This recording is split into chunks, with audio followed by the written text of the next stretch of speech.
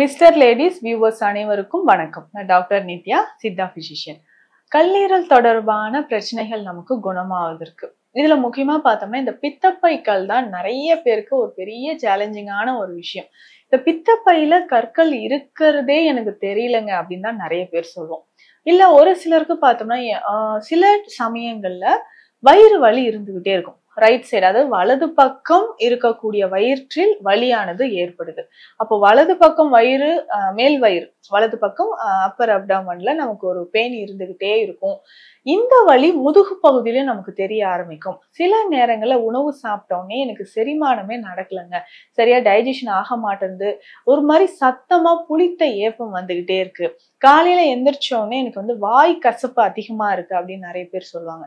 So இந்த மாதிரி symptoms முக்கியமாக பார்த்தோம்னா கல்லீரல் பித்தப்பையில் கற்கள் இருக்குன்னா அதுல வரக்கூடிய பிரச்சனைகள் தான். இந்த பித்தப்பை கற்களை நம்ம எப்படி குணப்படுத்தலாம்? நேச்சுரலா பார்த்தோம்னா ஒரு சிலருக்கு சைஸ் ரொம்ப பெருசாகவே இருக்கும்.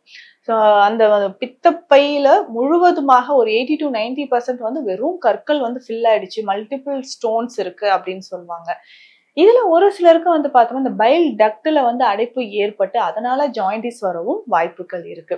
அதிகமான கொழுப்பு, நான்வெஜ் நிறைய சாப்பிடக்கூடிய நபர்கள், இவர்களுக்கு எல்லாமே பார்த்தோம்னா பித்தப்பையில் கற்கள் வர வாய்ப்புகள் இருக்கு.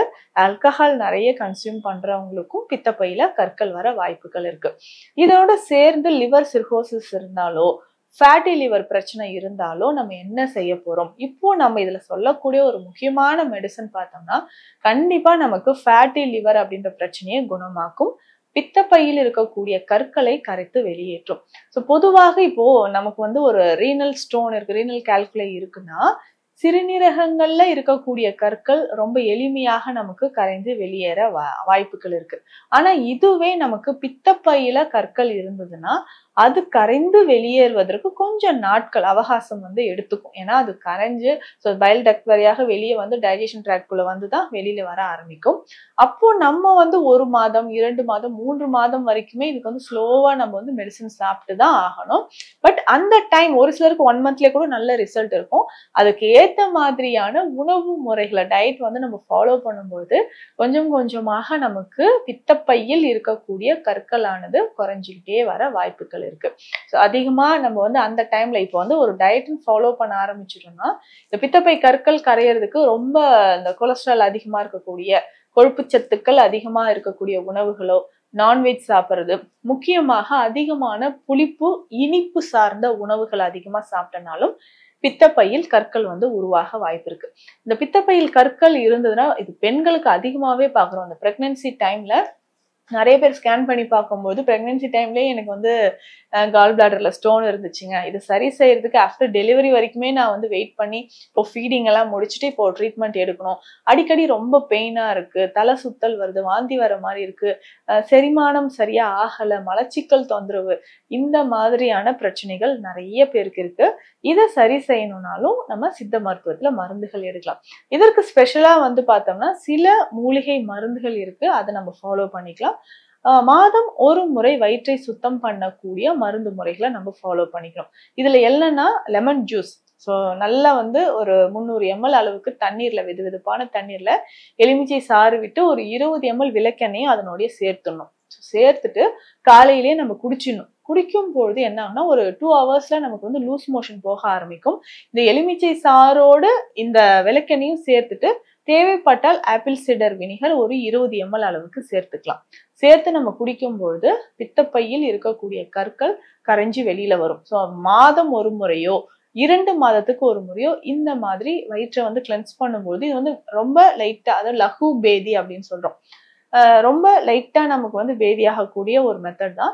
இதை மாதம் 1 இல்ல 2 மாதங்களுக்கு ஒரு முறை நம்ம ஃபாலோ பண்ணிக்கிட்டே வரணும். இதுல ஸ்பெஷலா நம்ம கொடுக்கக்கூடிய ஒரு மெடிசன், ஒரு மருந்து வகை அப்படின்னு பார்த்தோம்னா இதுல இருக்கக்கூடிய மூலிகைகள் எல்லாமே நம்ம சிறுநீரக கற்களை குணமாக்கக்கூடியதுதான். ஸோ இதுல ஆடாதோடை முக்கியமான ஒரு மூலிகையாக இருக்கு. அதிமதுரம் இதுல சேர்த்துக்கணும். கீழா நெல்லி முக்கியமான ஒரு மூலிகை, கல்லீரல் தொடர்பான பிரச்சனைனாவே நம்ம கீழா நெல்லி, அடுத்ததாக கரிசலாங்கண்ணி, பொன்னாங்கண்ணி கீரை, இது எல்லாமே உலர்ந்த பொடியாக நம்ம சேர்த்துக்கணும். இதனோட சுக்கு, அதிமதுரம், திப்பிலி, சதக்குப்பை இந்த மூலிகையும் நம்ம சேர்த்துக்கணும். இதனோட பார்த்தோம்னா வில்வ இலை பொடி, துளசி பொடி இதையும் நம்ம எடுத்துக்கணும். ஸோ எல்லாமே சம அளவு எடுத்துட்டு பொடி பண்ணி எடுத்துட்டு இதை ஒரு அரை ஸ்பூன் அளவுக்கு வெந்நீர்ல கலந்து ஒரு நாளைக்கு 2 வேளை உணவுக்கு முன் நம்ம சாப்பிடணும்.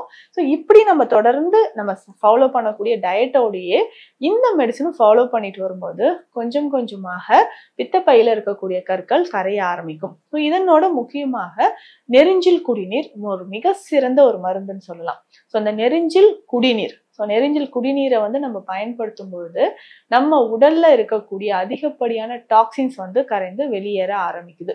ஸோ இதனோடயே சேர்ந்து பித்தப்பையில இருக்கக்கூடிய கற்களும் நமக்கு கரைஞ்சி வெளியேற ஆரம்பிக்கும். ஸோ இப்போ பித்தப்பை கற்கள் குணமாவதற்கு நிறைய வழிமுறைகள் இருக்கு. ஸோ அதை ஃபாலோ பண்றதுக்கு மருந்துகளும் சித்த மருத்துவத்துல நிறைய இருக்கு.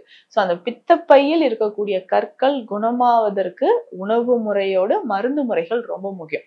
கொஞ்சம் பொறுமையா நம்ம அந்த மெடிசன்ஸை ஃபாலோ பண்ணிட்டு அந்த டயட்டும் ஃபாலோ பண்ணோம்னா பித்தப்பை அதை அகற்றம் செய்யாமலே நிறைய பேருக்கு பார்த்தோம்னா பித்தப்பை ரிமூவ் பண்ணிட்டேன் அப்படின்னு சொல்லுவாங்க. ஸோ பித்தப்பை கற்களை ரொம்ப எளிமையாக கால் பிளாடர் ஸ்டோன்ஸை நம்ம கரைக்க முடியும். ஸோ இந்த பதிவில் சொல்லியிருக்கக்கூடிய விஷயங்கள் உங்களுக்கு ரொம்ப யூஸ்ஃபுல்லா இருக்கும்னு நினைக்கிறேன். மீண்டும் அடுத்த பதிவில் சந்திக்கலாம். நன்றி.